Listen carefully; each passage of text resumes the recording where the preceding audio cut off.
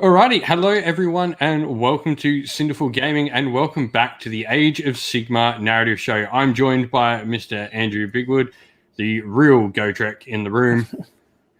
How are you, mate? Oh, not too bad. Been a long 12 months, but we're there. It feels good to be back in the saddle, I can say that. Yeah, no, it definitely feels good to be back doing some hobby and back to talking all things narrative wargaming, because, I mean, there's probably no wargaming more affected. Like, narrative wargaming aims at those stories being told on the tabletop. It's really hard to sort of replicate in anything like Tabletop Simulator or anything like that, really. Yeah. We had that big narrative event that Magro was going to run. COVID killed that. Yeah, as I say, it's been a long year. Yeah, it certainly has. But we're back, and there is a ton of stuff to chat about. So we're going to hop straight to it, and we're going to talk some of the news, because there was a heap of it out this year. Well, last weekend? Yeah, last weekend. Yep. I guess we'll start with the first thing. The Luminesce Railroad is getting the entire second wave, that massive amount of characters, the Wind Spirit, and the Sword Masters. Yeah. As I said before, I love the concept. I don't know. I just can't bring myself to like Luminesce. We're just talking before we went on. I'm not sure if it's the paint job, but yeah, I don't know. I think the concept's outstanding, and I love the whole elemental thing. But yeah, I'm just keen to see some of the players out there and their color schemes, what they're doing with it. Yeah, I think I agreed. Like, I'm a big fan of the Luminesce models, haven't got my own army up and running, but the color scheme that Games Workshop have picked is just, it leaves a lot to be desired about. I'm not sure it's the nicest scheme for Luminesce.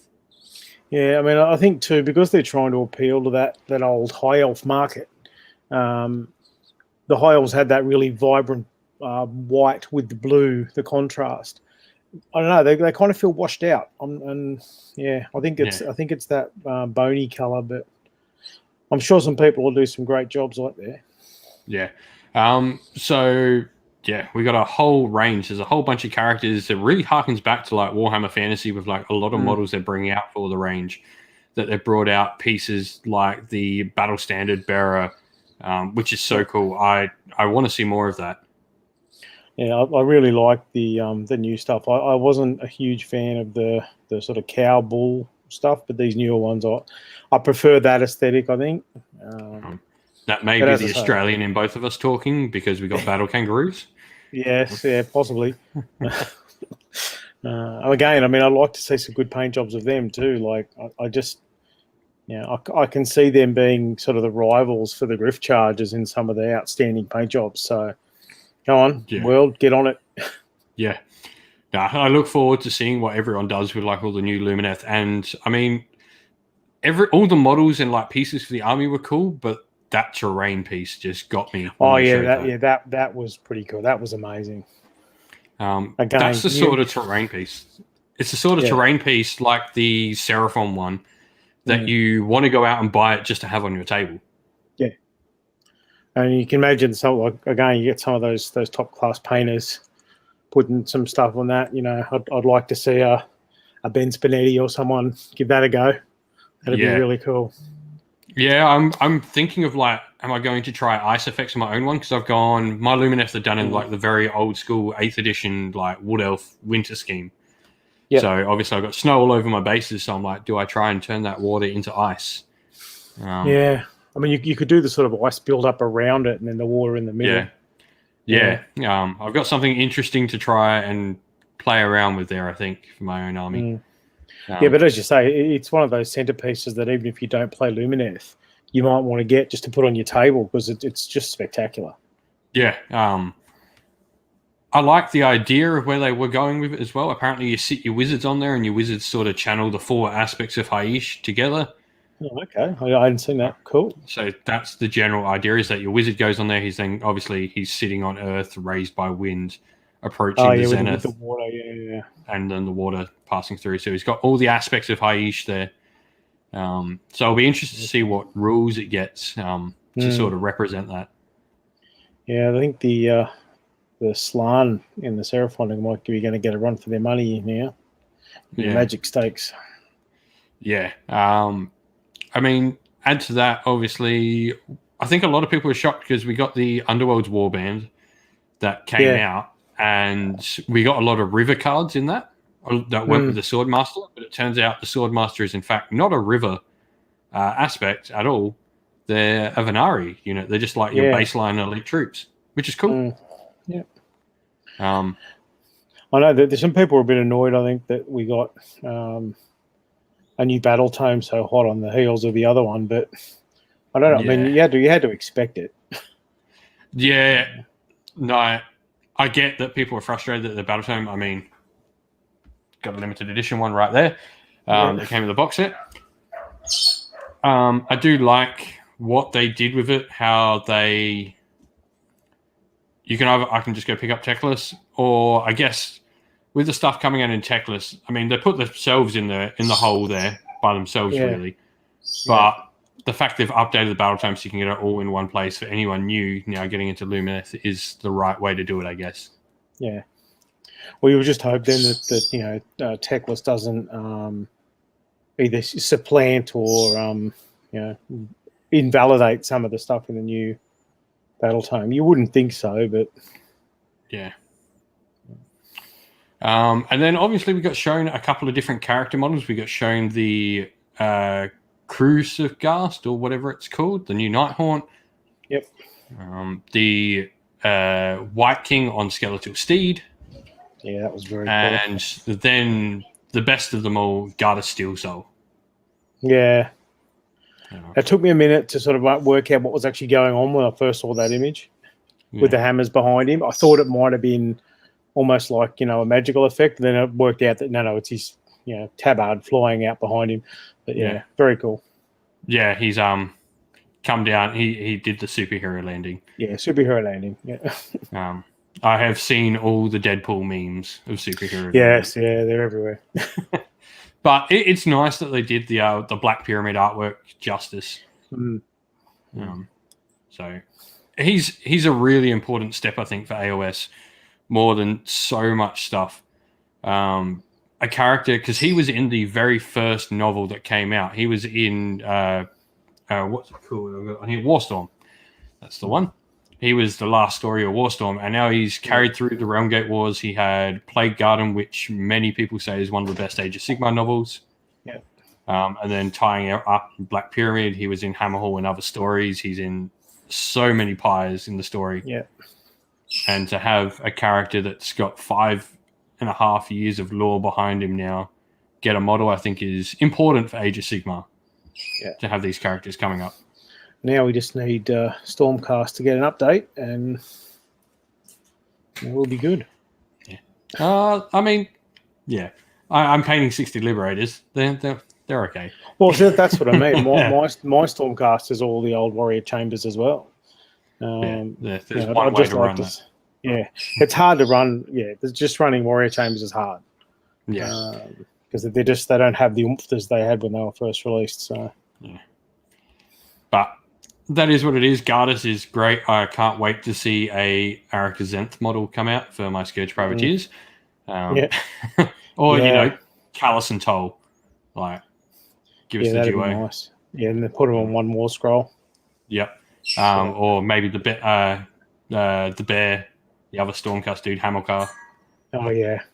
Yeah. There's plenty. These characters are important. Like, getting these characters to have a place in the tabletop as well as in the lore is important. Yeah.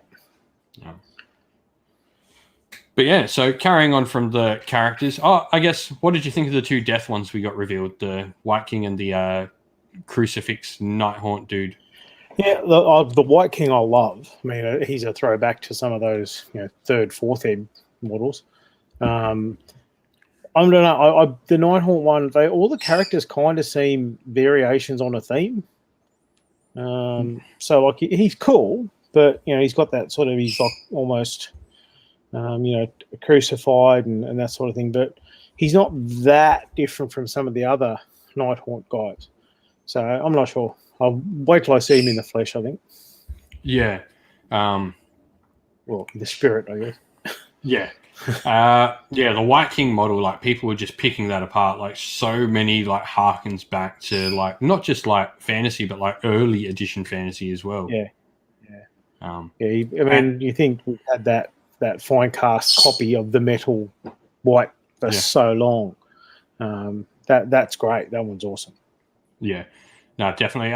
And I guess the biggest thing with him is that he's a Soulblight Gravelord model. So for me, I think that confirms that Soulblight Gravelords is pretty much going to replace Legion and Nagash. I think that's pretty plainly obvious now. I would be surprised if that's not the case now. Well, to be brutally honest, that's fine with me because I'm really tired of playing Legions of Nagash. Yeah. I mean, yeah, if it adds some more oomph, it probably takes a bit out, seeing as we've had, Night Haunt and Legion of Grief and Ossiarch, all that. So it probably is going to take a bit out and just streamline that book a little bit better, which is good. All of that is positive. Well, as long as they, ban Vampire Lords with Ethereal Amulets, I'll be happy. Yep. Well, that's a thing of the past. It is now. I remember my last CanCon run of playing 4 straight Vampire Lords on Zombie Dragons with Ethereal Amulet. Yep. Well, as I said, it was not last year, obviously, because last year was a write-up. Yeah. The year before, fully a third of my games were against Legions of Nagash. Yeah. Every event. And then, so the other thing we got in the reveals for GW was the Savageric Warband. Yeah, they're nice. Yeah. Underworld just hits it out the park every time. Yeah, my wife was very excited. She just got the new Iron Jaws, and then she saw them and went, "Oh, she's an orc girl at heart." Yeah.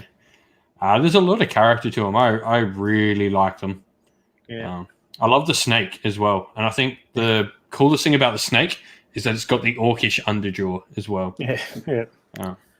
But having like another shaman in the voodoo mask is cool as well. Yeah, nice alternate Wergog Prophet model. Yeah. Especially since the current one is Finecast, and so that's a nice thing. But yeah, there's just a bunch of cool models, and orcs don't have toenails, but have nipples. Yep. Just information you all need to know. You come to the narrative show to know these narrative reasonings. Yep. Really important that we know that. We now know every time I run a game of Soulbound and I describe an orc, they don't have toenails, but they have nipples. Yep. Big pointy ones. Yeah, I can explain that to everyone. And then the last thing I think is the coolest thing that came of that reveal is the full showing of Warhammer Quest Curse City. Yep. Yeah, how good are those models? Yeah, faultless. Like, I know a couple of people saw, and they're just copies of the Skeleton Warriors. Like, technically, there's only 5 skeletons and 5 zombies. They're just literally flip copies. But I'm fine with that.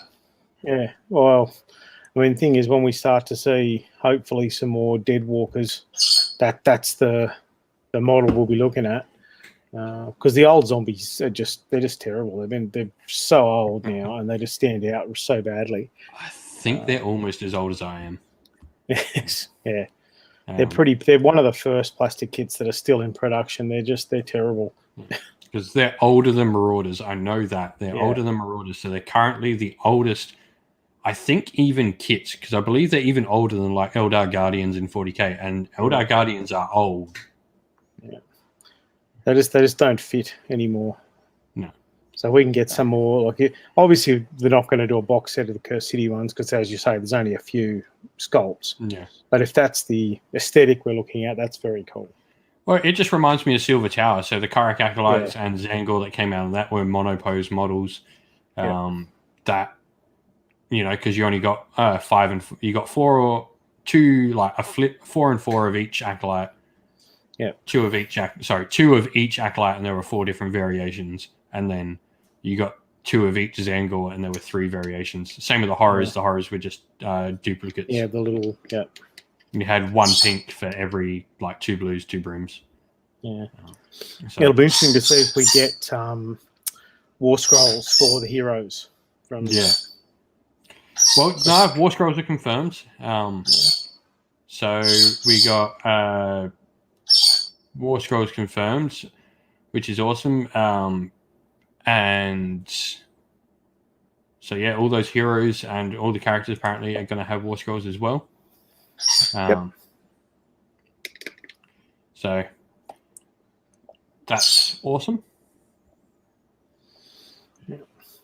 The other thing outside of that, the one right at the end, looks like we're getting a new Be'lakor.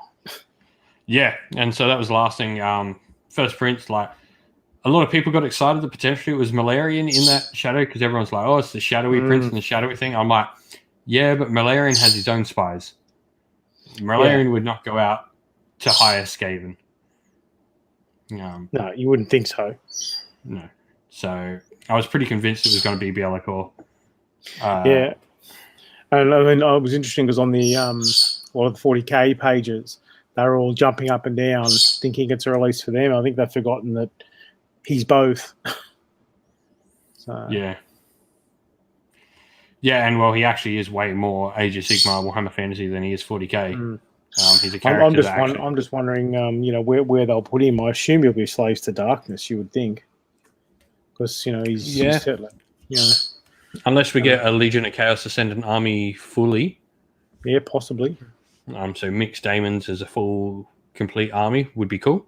I mean, he also might, depending on what they do with the lore, he may end up, alongside the big boy. He might be one of Archaon's buddies at this. We don't know. Yeah, so it all depends how the lore's gone, because obviously he's not a fan of Archaon. That's right. So for those who don't know the lore, Be'lakor is the first ever chosen. Yeah. And his curse as being part of the Everchosen is because he's the first. He has to crown all these successors. Yeah, he doesn't like it. Yeah, and he has killed multiple of them. That's what I mean. So we don't know where that law is going to fall. I mean, it'll be interesting. Yeah, I guess moving on to other news besides the reveals, Black Library have a new Age of Sigmar novel out now, which is Stormvault by Andy Clark. It's about Stormcast Eternals from the Celestial Vindicators going into a Stormvault, as the name suggests. Andy Clark is the author of Gloomspite and Black Talon First Mark. So he's got some decent books behind him. Gloomspite especially was a really popular book. Yeah. Interesting. I mean, I haven't read that yet, but it looks pretty cool. Yeah, so I'll be getting onto that one. We'll probably hopefully have a review of that on the channel at some point soon. Yeah. And then the last thing, I guess, for news-wise is Champions of Order for Soulbound is out. You can pre-order the hard copy and you'll get a PDF free, or you can just buy a PDF. Yep. Same way they always do it. Yep, some new options in there for aspiring Soulbound. Yeah. No, a ton of new options. You've got Luminesce characters now. There's a bunch more, a whole bunch of others. There's talents, traits. There's a lot. It is a jam-packed book. So Very definitely cool. Looking forward to that. And I guess, well, next bit of hobby time. What are you working on lately? Well, I've only really just started being able to get back into stuff after the last horror year. Painted up some 40k things over the Christmas break, and at the moment I'm working on some endless spells for my new Slaanesh Beastmen. Yep. At the moment, I'm being a very cheesy person. This is what you got coming towards you, Clint. 60 of these bad boys. Yes, we are playing that list. We are playing 62-up rerollable save Liberators. And that'll be for SAGT, which is in about 3 weeks. The Liberators just need to be based. I'm about to finish up my Free Guard and Griffhounds, and then I've just got K-Knight Shadowstalkers to go, and I am sweet. Cool. It's been a bit... the tournament scene for me has been pretty slow. Yeah. Which actually makes it harder to get the motivation to get things finished, Yeah. I mean, even for much more narrative-minded people, a tournament is still a great... way to just get that motivation, go like, I've got 3 weeks. I need to paint. Yeah, and look, I'm like the few bits and pieces I have painted. I like some of the 40k stuff and some of the few AOS models I've painted. I'm really happy with, but that's because I have had a stupid amount of time to do them, and I spent much longer on some of them than I would have normally. So they look really cool. I'm really happy with them, but I'm also not getting many done. Yeah. So. Yeah. Speaking of getting things done, though, we have a challenge for each other that we're going to try and get done. So what our plan is each month we're going to paint a particular thing for our respective armies, and we're going to try and tie some narrative into the two armies that we're doing together. So, Andrew, you're doing your Beast of Chaos Slaanesh army. Yep. And I will be doing some opposing Blades of Khorne. I've been thinking about some fiction to go with what I've written to, egg you on a bit. Yeah, Andrew's much further along on his narrative, so I'm doing something to spoil him. But this is a Khorne Chaos Lord who, I guess, his sole goal is he thinks he's going to slay Slaanesh. We'll he thinks he thinks in his mind that bringing the skull of Slaanesh to Khorne will, ascend him to Khorne's right-hand man. So he's a little bit deluded, but yeah, I don't think he'll ever succeed in that plan. But it's a cool story nonetheless to tell, and throughout these episodes, we'll be trying to tie in stories together. Of my guys, I've got the original plan was to do it as a Slaanesh army, with using the Depraved Drove as the main thrust of it. Basically, I have twin Doom Bulls born under the blessing of the Great Breeder, Slaanesh, who have centered the location of their lord somewhere in Haish. So they're off rampaging across Haish. They may be close because, we do know that Slaanesh is in the gloaming somewhere, so we never know. Yeah. And so, each month we're going to try and get a different thing done. So we'll be doing this show fortnightly from now on. So you'll get a halfway point of either, I've almost finished, or I really need to get that model started. Probably much more of the latter. But hopefully this will spur the two of us on to get some hobby done. Yeah, and that's the idea. I mean, if give us a bit of a shove, then we'll get some stuff done, and hopefully by the end of the year, we'll have a narrative and a painted force. Yep. So to start with, I guess the first thing is paint your general. Let's paint the dude that the story's going to be about. So this guy will be getting painted. My general hasn't arrived yet. I'm hoping with generals, so to speak, they'll hopefully arrive in the next couple of weeks. That's why, in the meantime, I'm painting up. I thought this time what I'm doing with this army is I'm trying to paint some of the summonable stuff first, simply because that way, when I get to it, I don't have to play without that really key mechanic. Because a lot of the time, you get your army painted, you've got your story set, and you do your army, and the things that summonable demons, endless spells, things like that don't get painted because they're not so much in the list as the army. I figured if I got some of this stuff done, then going through some of the other stuff, and we'll see how we go. Yeah, no, definitely a sound idea. And I guess, that's going to lead us on to almost ready to talk about our main topic. But I guess, is there any shout outs, any particular blogs or painting people on Twitter you want to say follow? As always, the coach, he's gone from strength to strength. Magro, you're a legend. Lucky guy got sent a couple of copies of Daughters of Cain and the new Slaanesh Battle Tome to review on his channel the other day. Check him out. He's a legend. Yep. I'm going to drop Ash McEwen, a good friend of ours, on Twitter. Go give him a follow. because if you want to see some of the best Gargants, not even some, the best Gargants in Age of Sigmar, follow him on Twitter. I still don't know how he's doing that. Almost comic style. It's incredible. Yeah. He So to explain, he has done cell shaded giants. So as if they're straight out of a comic book strip. They're amazing. Yeah, it's incredible. No, they're 3D miniatures that look 2D. Yeah. I mean, and it's just when I saw the first one, I thought it was someone had done a sketch. Well, yeah, someone did the whole thing where they cut out like all the background of it and just put a white background, and it literally looks like a photo, like a drawing. Yeah. So incredible stuff. Here's my shout. Go give a follow on Twitter. But that's going to lead us into our main topic, which is going to be Slaanesh today. So I guess we'll start with the very basics of, well, who is Slaanesh, Andrew?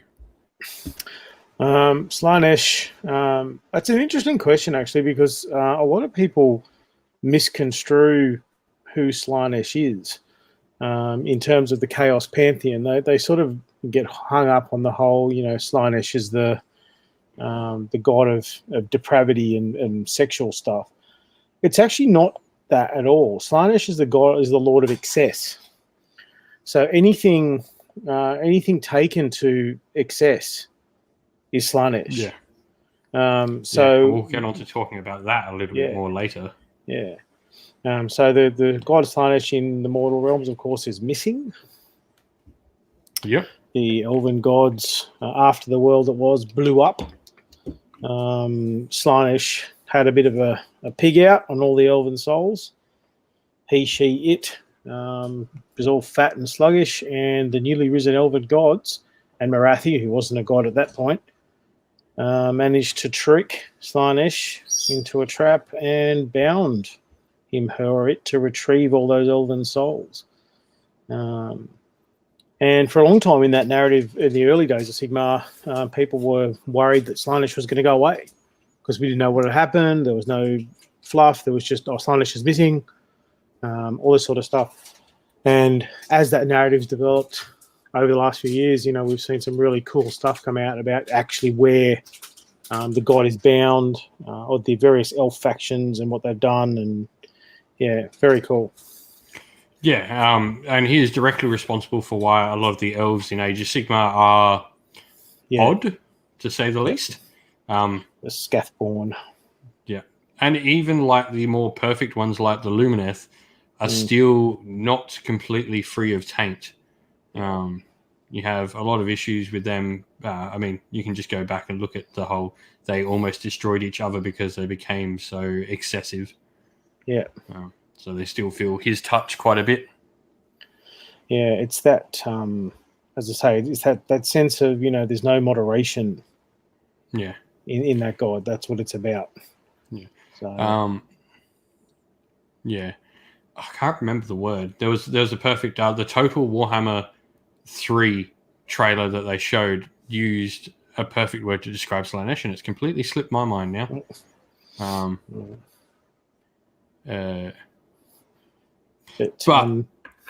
Obviously, you mentioned Marathi not being a god, so the Broken Realms Marathi book had a very important part of Slaanesh's story. Yes. The whole... I think before you have to really talk about how Marathi got to where she is at that point. The idea that she was, so desperate, jealous, I guess, of her son who had ascended, and that's where the Daughters of Cain came from, because she managed to convince them that she actually was a god before she was. So when the opportunity arises, that's where, because we always had the two models for Marathi, and in with the ascension as a result of Marathi, now both of them are on the tabletop at the same time, which at the time I thought was a bit weird, but they told a pretty cool story. Yeah, they told a cool story for it. many people have many theories on who the flaming sword that sort of cut her in twain is.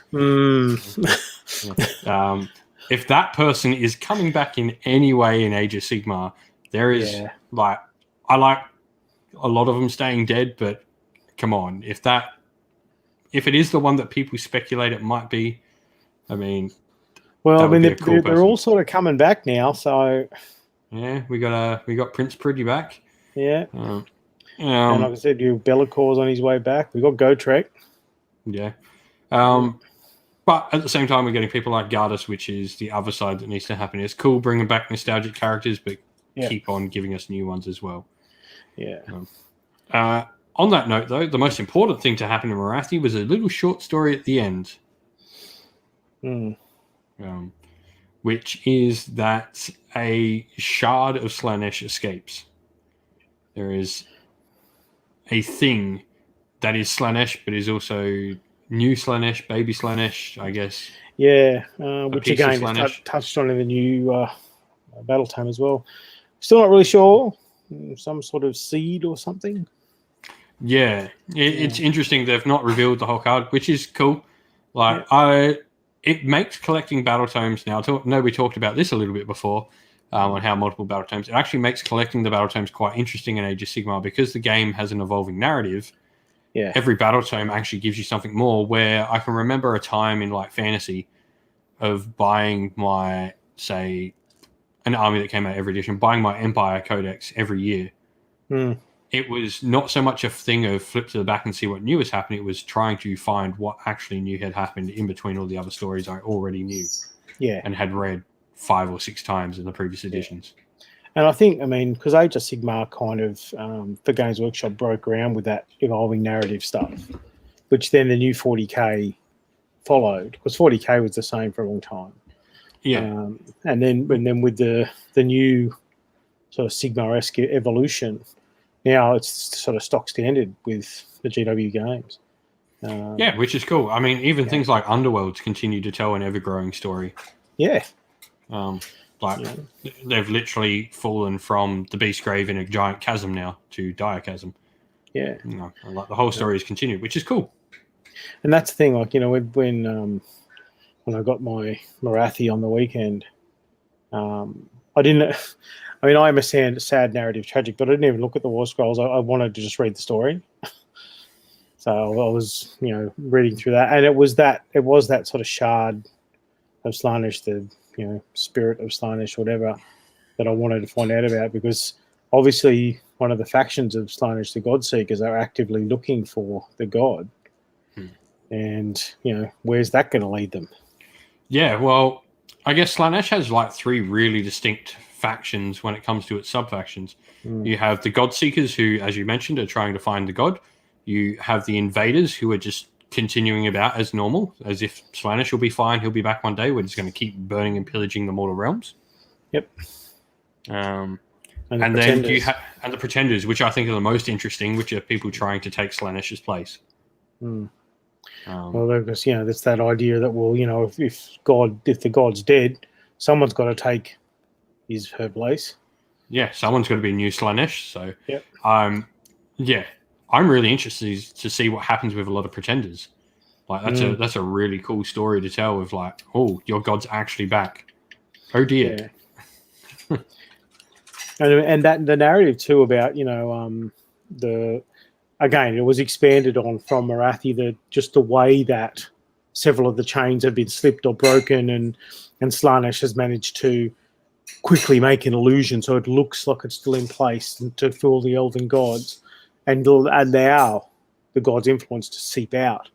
It's very, very clever. Very cool. Yeah. No, without a doubt. And I guess that's going to lead us on to, well, let's talk about some of the new stuff that's Slaanesh. So, general thoughts, I guess, a 40,000-mile view. What is your general thoughts on the new book and the new models? I love the new models. We've needed mortals, Slaanesh mortals, for a long time. Even in the old fantasy days, we really didn't have a lot of Slaaneshi dedicated models. So to see the Bliss Barb stuff, and the new Exalted Steeds are just magnificent. They're beautiful models. Yeah.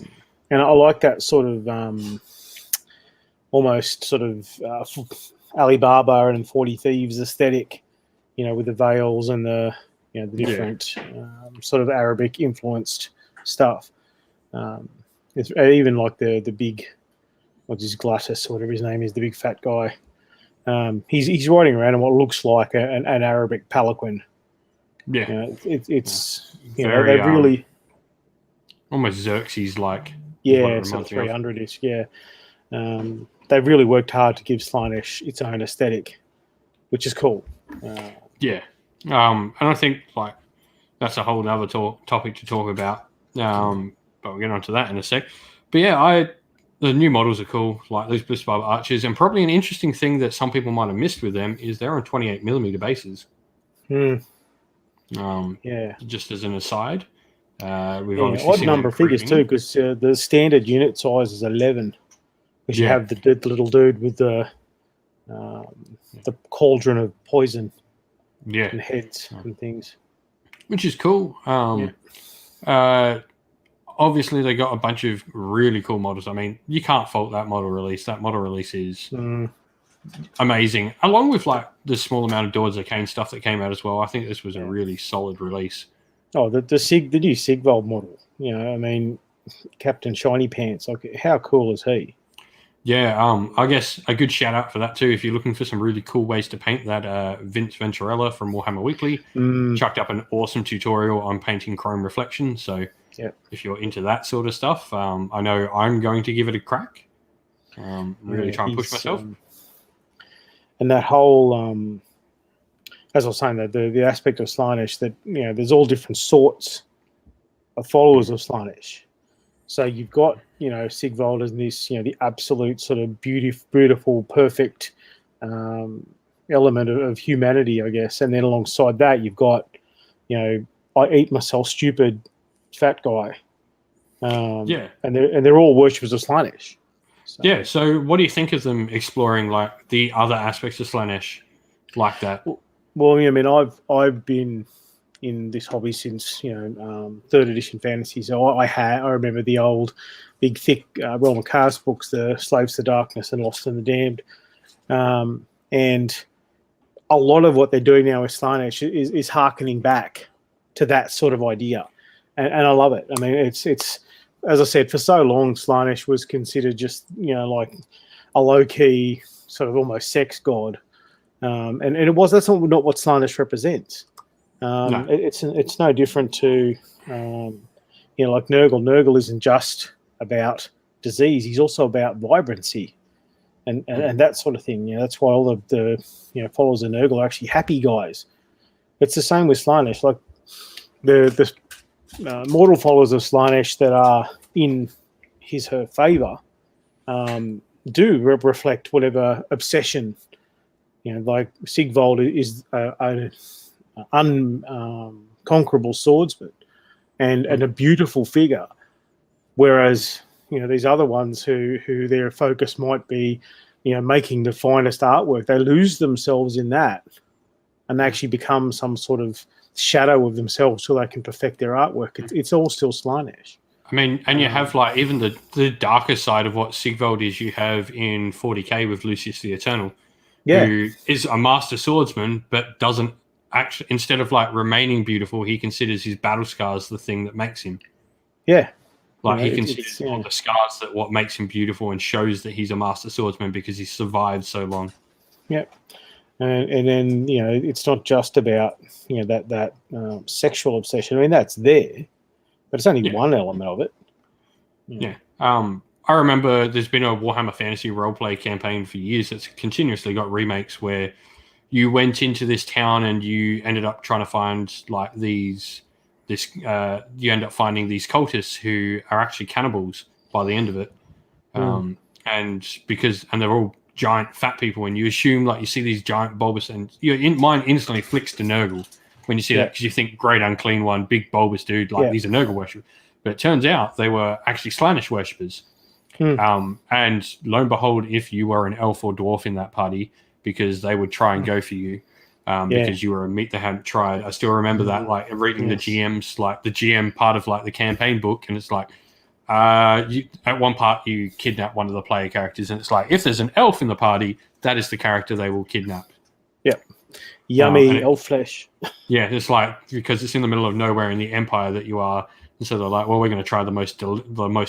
It's like a finely aged wine to them. Yeah. And it was always just such a cool concept. Yeah, that level of obsession. Yeah. Yeah, and then so I had when I very first started 40k, which was at the end of Rogue Trader and the start of 2nd edition, I actually did an Emperor's Children army for the same reason it did. You know, like they had Slaaneshi demons with them as well, and some of those old Rogue Trader remodels there were just magnificent as well. Yeah. But yeah, for me, like, there's just so many things to explore with like Slaanesh, and I'm glad that they took a road to go explore these different aspects of it with Glatos and bringing Sigvold back. I mean, it's always easy to bring Chaos characters back. You just go, well, they turned into a Daemon Prince, and bam. But for me, Sigvold was one of those models in Warhammer Fantasy that everyone had. Yeah. He was that model that everyone bought. You had a painting competition at your local store. There was a Sigvold entry in that. Yeah. I mean, the other thing, there was a lot of conversions of him into all sorts of other things as well. Yeah, I'd seen Inquisitors in 40k.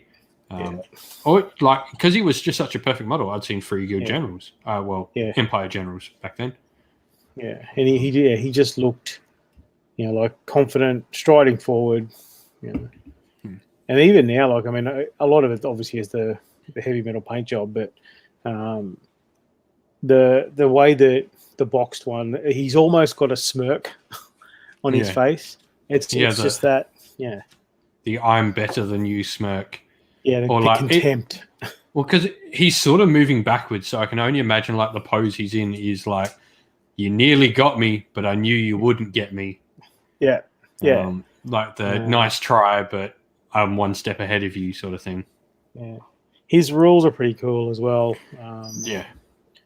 There's something about the number of attacks is equal to the charge roll.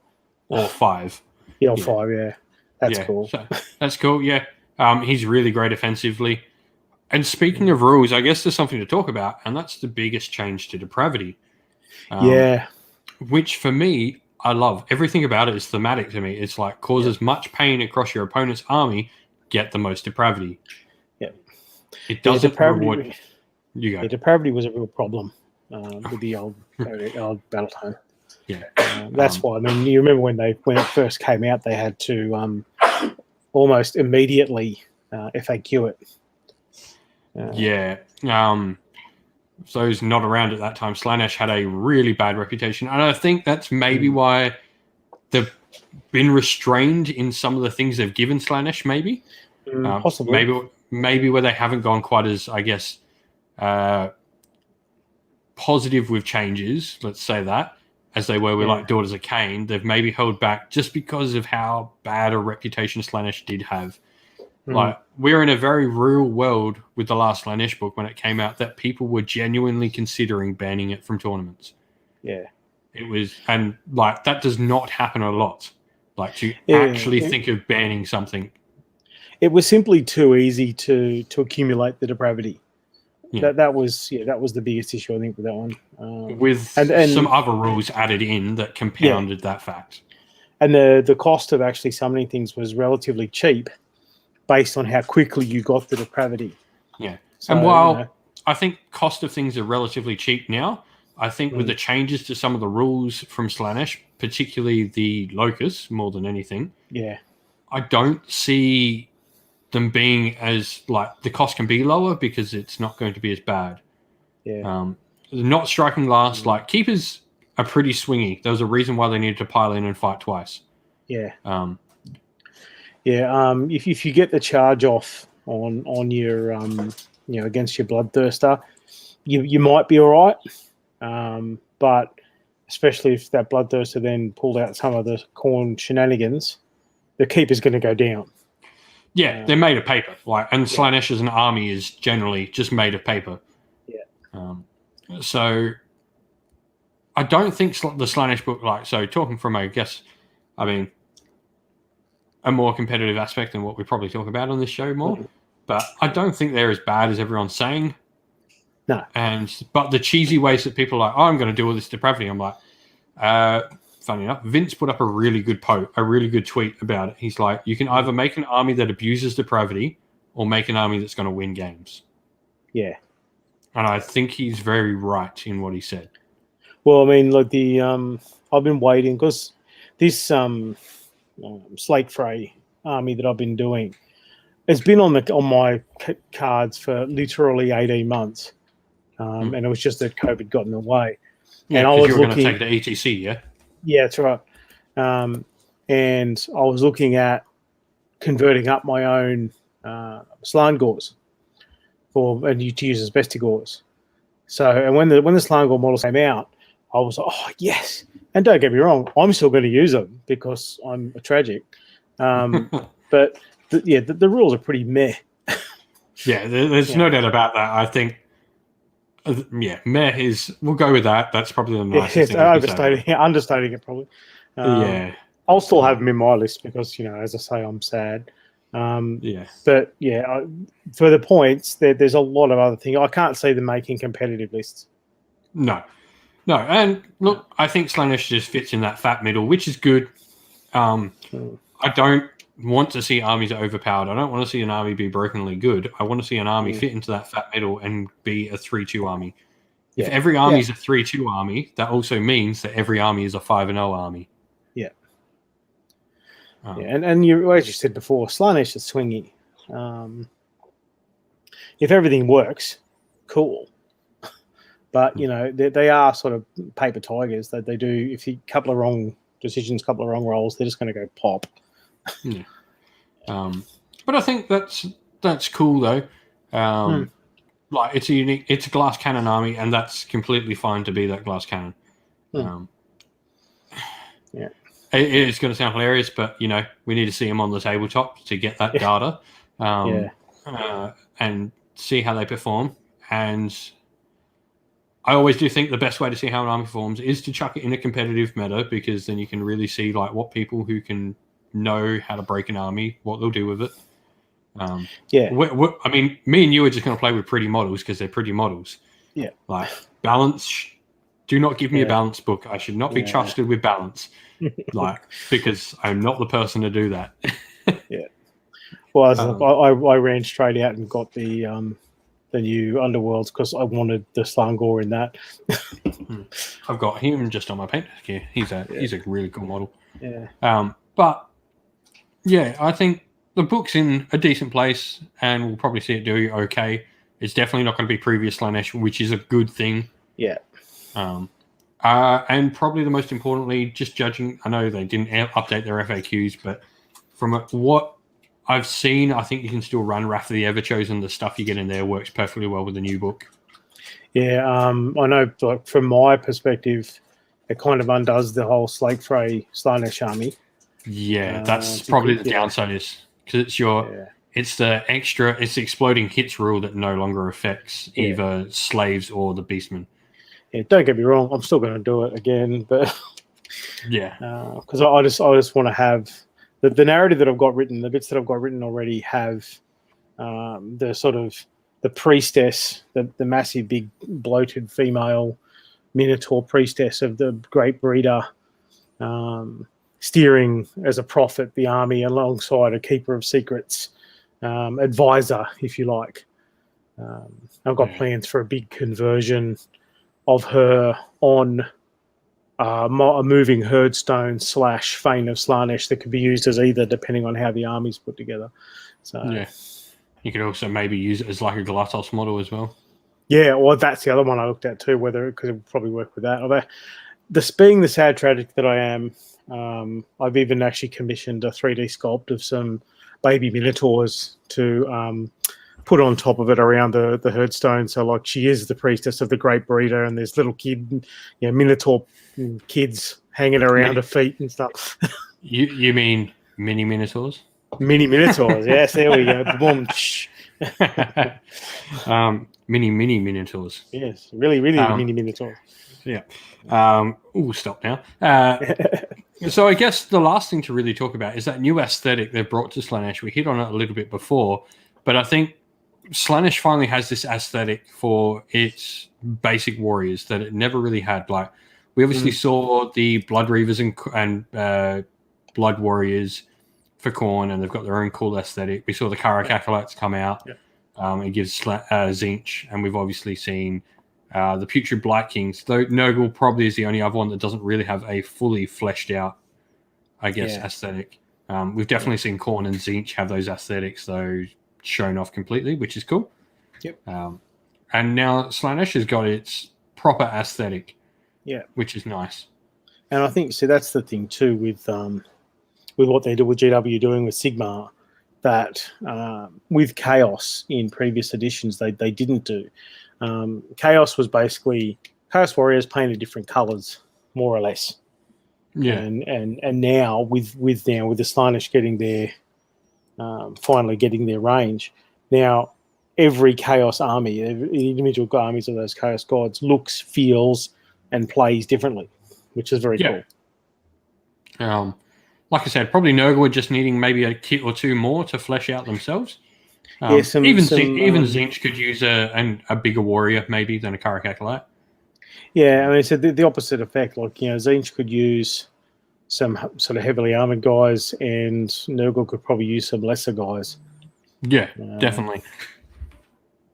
Because the Blight Kings are pretty full on. Yeah, but I like it. I mean, Khorne is probably the epitome of where to go. It's got the Chaos Warrior equivalent in the Blood Warriors. It's got an Occultist Marauder unit. And I think it'd be cool to see every Chaos army have that. And it's also got like the bigger thing. It's got like a Blight King equivalent as well with the Wrathmongers and Skull Reapers. Khorne's probably the best one that's got the most fleshed out range. But with Slaanesh, we've seen it. Khorne has always been, GW's baby. Yeah. So that's probably why they got that first. Yeah, no, definitely. But I guess we're heading up to our hour mark soon. So any final thoughts on your Slaanesh? Rather than a thought, I think it's something that I'd like possibly to see in the future is when we finally get a new Beasts book, I'd like to see something like those options that are in there in the current one for the Phantasmagoria of Fate and the Khorne and the Nurgle, the Pestilent Throng, and that. I'd like to see them expanded so you can actually do a full themed Beast Chaos army. Army that maybe gets Slime Gores as battle line options and things like that would be cool. Again, I don't think that's a huge likelihood, simply because again, I'm the narrative guy and I want to see it. But other than that, I mean, I love where Slaanesh has gone. Slaanesh were one of my first armies after Skaven, so yeah, loving it. No, definitely. I'm really happy with the release. I'm always happy to see Chaos get expanded with cultists and stuff like that. It's positive in every possible way, and for me, it's just. This release has just hit it out the ballpark. It's given them a proper feel of an army. They're not just Chaos Warriors painted pink and purple. Yeah, and that's, I said, that was what they needed. Yeah. Because, Slaanesh, without those warriors, without the mortals, you were left with basically demonettes, or demonettes, really. Yeah. Mortals are almost non-existent. Yeah, and now you can take your demonettes if you want. But you can also relegate them to that summoning stuff, as I said before. Like you get them, so you use your depravity points to summon your demonettes, which is cool. Yeah, and I mean that's the fun part about playing like mortal armies is that your mortals play and you get demons that come on. Yeah. And like as I say, my narrative I've got going. At some point, I'll probably have. Depending on the size of the battle we get to, I'll have a Keeper of Secrets in the army. I mean, and I guess the end point of like you're obviously working on Slaanesh. We talked a little bit about this, about our little perspective to narrative armies. If we get to an event, I will take my corn if we get a grudge match at an event. Yeah, hell yeah. So we'll write up this narrative, we'll build this up, and then if we can get to an event, I mean, because we had Sydney GT lined up last year, we were finally going to get our game. We were both like, let's do this. And then, like many things that went last year. I know I've been in a bit more luckier situation than you. And then look, and that's nobody's fault. It's just the way the world went. And it sucks, but hey, there's no excuse for not having painted models now. If you don't at least have 2K painted, you do not have an excuse. If you go to a tournament and you go, I didn't have time to get my highlights, it's like, what have you been doing for the past 18 months? It's like, you should get full painting marks at every tournament from now on because you have an army. It's interesting, actually, as an aside, those profit margins GW have had during the pandemic because everyone's been sitting at home painting. Well, Coach just said in the chat there, Sydney GT this year. Look, if it happens, Coach, I will be there. And we will get that game in. I'm hoping desperately that because that'll be my first big event since CanCon last year. I mean, it's a bit easier for Andrew to get to events in Sydney side because obviously you're already in the state. So it has to be like completely open for me because I can't take 4 weeks off work for a Warhammer event. And that's the issue too. I mean, ETC finally got canned. And that's the reason, not because, I wouldn't want to be going to Europe at the moment anyway, but it's a 2-week quarantine there and a 2-week quarantine when you come back. It's like, no. Yeah, plus, the week you want to spend in Europe because you're in Europe. Yeah, and the very real threat that you may actually get the disease. So, it is what it is. If we can get to it and we can have these two armies, we could actually put together that final bit of the narrative and maybe put it on the channel. Yep. So that will be the plan. But I think that's it for today's show, everyone. Thank you all for joining in. We're going to be doing this fortnightly, once again, picking up the narrative show. Our next episode, we will be talking all things Daughters of Cain and their narrative. Because, that's what we'll be doing. And, so we will be hitting up everything on Daughters of Cain on the next show. So thank you, Andrew, for coming back, starting this up. It's been great chatting all things narrative. Yeah, missed it. Yeah, it's been good. Far too long. And keep an eye out, folks. Soulbound is not far away from getting back again. So anyway, we will see you later, everyone. Stay safe, everyone. Stay well. And most of all, keep fighting that war against the grey. Ciao for now.